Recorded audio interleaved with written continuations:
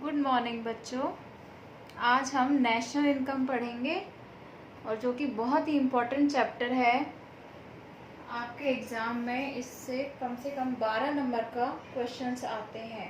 ठीक है, तो इसके सबसे पहले इसका मीनिंग से शुरू करते हैं।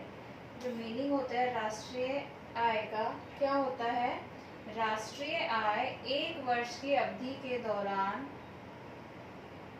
एक देश के सामान्य निवासियों के द्वारा उत्पादित कुल अंतिम वस्तुओं व सेवाओं के मौद्रिक मूल्य से है, जिसमें विदेशों से अर्जित शुद्ध साधन आय शामिल की जाती है।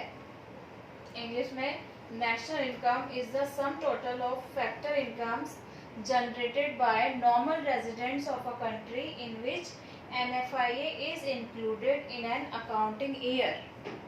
तो सबसे पहले हम इसमें देखेंगे कि राष्ट्रीय आय में जो ये मैंने अंडरलाइन किए हैं रेड लाइन से, ये क्या है? ये इसके इम्पोर्टेंट की वर्ड हैं। जब तक आप ये वर्ड्स नहीं लिखोगे, राष्ट्रीय आय की जो डेफिनेशन है वो कंप्लीट नहीं मानी जाती। तो एक वर्ष की अवधि के दौरान ये जरूर, एक वर्ष कौन सा होता है? जो फाइनेंशियल ईयर होता है, 1 अप्रैल टू 31 मार्च, ये एक वित्तीय वर्ष है। ठीक है, तो एक वर्ष की अवधि के दौरान यहाँ पे मतलब 1 अप्रैल से 31 मार्च तक का टाइम पीरियड है। इसके बाद एक देश के सामान्य निवासी, सामान्य निवासी में एक देश के जो रेजिडेंट होते हैं और जो नॉन रेजिडेंट होते हैं, दोनों ही शामिल होते हैं। ठीक है, इसके बाद कुल अंतिम वस्तु और सेवाओं का मूल्य, कुल अंतिम जो फाइनल गुड्स एंड सर्विसेज है उनका मौद्रिक मूल्य शामिल किया जाता है, जिसमें विदेशों से अर्जित शुद्ध साधन आय शामिल होती है। विदेशों से अर्जित शुद्ध साधन क्या होती है? NFIA। ओके, इसमें इंग्लिश में NFIA means net factor income from abroad. तो इस डेफिनेशन को आपको अच्छे से लर्न करना है। ये या तो 4 मार्क्स की भी आ जाती है, इसको एक्सप्लेन करो, या फिर 1 मार्क्स का आना इसका बहुत ही मतलब आता ही है ये। इसके बाद है नेशनल इनकम क्या, और इसको कैसे डिटेल में पढ़ेंगे। National income, domestic income plus NFIA। Domestic income घरेलू आय, तो घरेलू आय प्लस विदेशों से अर्जित शुद्ध साधन आय, दोनों को जोड़ दिया जाता है तो राष्ट्रीय आय बन जाएगी। ऐसे ही जो राष्ट्रीय आय है, जिसको अभी मैंने बताया, जो डेफिनेशन बताई है, वो क्या होती है? वो होती है NNP eight factor cost, net national product at factor cost. जब भी हम राष्ट्रीय आय की बात करेंगे तो राष्ट्रीय आय का मेन मतलब होता है NNP एट फैक्टर कॉस्ट। जबकि राष्ट्रीय आय अगर GNP एट फैक्टर कॉस्ट है, GNP एट मार्केट प्राइस है, NNP एट मार्केट प्राइस है, ये सभी टर्म राष्ट्रीय आय के लिए यूज होती हैं। लेकिन जो मेन राष्ट्रीय आय है, अगर पूछेंगे आप, क्वेश्चन आएगा राष्ट्रीय आय की परिभाषा दीजिए, व्हाट इज नेशनल इनकम, तो आपको NNP एट फैक्टर कॉस्ट के बारे में पूछ रहे हैं। जबकि GNP एट फैक्टर कॉस्ट क्या होता है? जी का मतलब है इसमें ग्रॉस नेशनल प्रोडक्ट, ये नेट नेशनल प्रोडक्ट, यानी ग्रॉस का मतलब इसमें डेप्रिसिएशन इंक्लूड है। और जबकि जो हमारी राष्ट्रीय आय में हम डेप्रिसिएशन इंक्लूड नहीं करते। ऐसे ही GNP eight market price, market price क्या होती है? बाजार कीमत पर सकल राष्ट्रीय उत्पाद, gross national product at market price. तो मार्केट प्राइस में जो अप्रत्यक्ष कर होते हैं उन्हें ऐड कर लिया जाता है, और माइनस अनुदान, ठीक है, सब्सिडी। IT मतलब यहाँ पे up indirect tax minus subsidies. तो जहाँ पे मैंने MP लिखा है, तो MP का मतलब है market price. NNP eight market price, NNP net national product at market price. तो वही, जब हम अप्रत्यक्ष कर में से सब्सिडी या अनुदान या आर्थिक सहायता माइनस कर देते हैं तो हमें बाजार कीमत या मार्केट प्राइस मिल जाती है। मार्केट प्राइस को हम राष्ट्रीय आय से निकाल देते हैं, घटा देते हैं। क्यों? क्योंकि इससे हमारी राष्ट्रीय आय का सही अनुमान नहीं मिल पाता हमें। अब इसके बाद क्या पूछा जाता है, कई बार डिफरेंस पूछ लेते हैं कि what is domestic income and what is national income. National income मैंने अभी बताया, ये डेफिनेशन है, वो नेशनल इनकम है। तो डोमेस्टिक इनकम क्या होगी, घरेलू आय एक वर्ष की अवधि के दौरान एक देश की घरेलू सीमा के अंतर्गत सृजित की जाने वाली कुल साधन आय से है। यानी एक देश की घरेलू सीमा, इससे पहले हमने घरेलू सीमा शब्द राष्ट्रीय आय में नहीं था, ठीक है।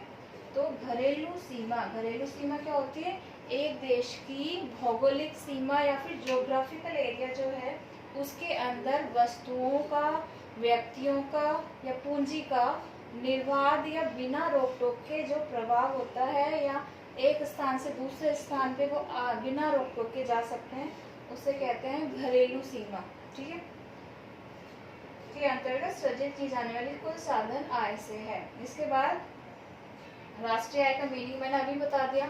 मैं क्या बता रही हूँ आपको, डिफरेंसेस बता रही हूँ कि जो घरेलू आय होती है और राष्ट्रीय आय है, इनमें क्या डिफरेंस होता है। तो घरेलू आय, जिसमें घरेलू सीमा के अंदर जो भी आय सृजित की जाती है वो घरेलू आय होती है। राष्ट्रीय आय में पूरे वर्ल्ड से, क्योंकि बहुत सारे लोग हमारे जो इंडियंस हैं वो देश के बाहर भी रहते हैं, तो वो जो इनकम अर्न कर रहे हैं उसको भी राष्ट्रीय आय में शामिल किया जाता है। ऐसे ही जो दूसरा पॉइंट है घरेलू आय में, इसमें एक देश के सामान्य निवासी और गैर निवासियों द्वारा सृजित की गई आय शामिल होती है। जो घरेलू आय है उसमें एक देश का अगर सामान्य निवासी है या गैर निवासी है, या तो नॉर्मल रेजिडेंट है, नॉन रेजिडेंट है, दोनों के द्वारा अर्जित की गई आय शामिल की जाती है। जैसे इंडिया में बहुत सारे फॉरेनर्स भी रहते हैं, तो उसके अगर वो 1 साल से ज़्यादा इंडिया में रह रहा है तो उसके द्वारा अर्जित की गई आय को घरेलू आय में शामिल किया जाएगा। जबकि राष्ट्रीय आय केवल सामान्य निवासियों द्वारा अर्जित की गई आय को शामिल किया जाता है राष्ट्रीय आय में। थर्ड पॉइंट, घरेलू आय में NFIA शामिल नहीं होता, ये मेन पॉइंट है इसका, और राष्ट्रीय आय में NFIA शामिल होता है। अभी हमने यहाँ पे देखा राष्ट्रीय आय इज इक्वल टू घरेलू आय प्लस NFIA। और अब एक क्वेश्चन है मेरा, क्या डोमेस्टिक इनकम या घरेलू आय राष्ट्रीय आय से अधिक हो सकती है? जबकि मैंने बताया जो राष्ट्रीय आय है वो घरेलू आय और विदेशों से अर्जित शुद्ध साधन आय दोनों का जोड़ है।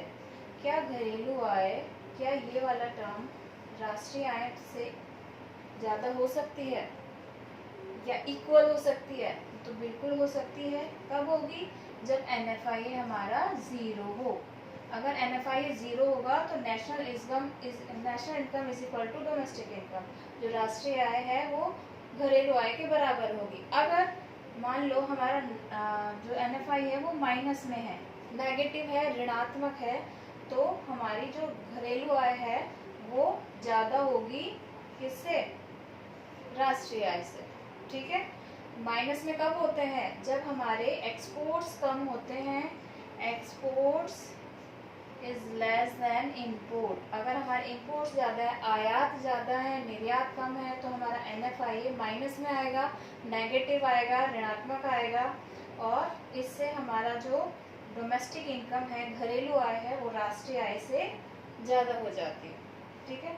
अब मैं नेक्स्ट क्लास में आपको क्या बताऊंगी, जो ये टर्म है इनको और डिटेल में बताऊंगी कि एक देश की एक वर्ष की अवधि क्या होती है, एक देश का सामान्य निवासी क्या होता है, अंतिम वस्तु सेवाएं क्या है, मौद्रिक मूल्य क्या है, NFIA क्या है।